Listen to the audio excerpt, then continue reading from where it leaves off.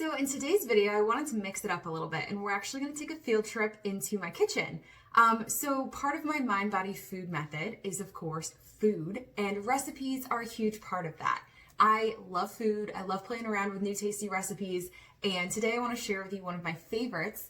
We are going to make crispy chickpeas. So let me know what you guys think, and if you want more videos like this. You'll need a strainer, a clean towel, some olive oil, a baking sheet, I line mine in parchment, and of course, chickpeas. Set your oven to 400 degrees. You'll want to strain your chickpeas, give them a nice rinse in some water. Then you'll want to empty them out onto the towel. Now we're going to try to get them really dry.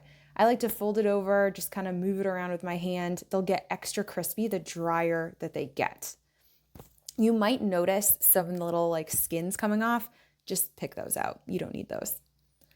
Next, you want to transfer them onto your baking sheet. Then add a little olive oil, maybe like a teaspoon. And then I just use my hand to move them all around, get them slightly coated. After that, I like to add a little sea salt. I usually add more after cooking as well. And then just put them in the oven.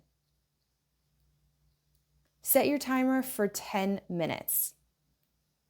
After that 10 minutes is up, you're going to want to take them out and then just grab a spatula and move them around a little bit so a different part of it can be exposed to the heat.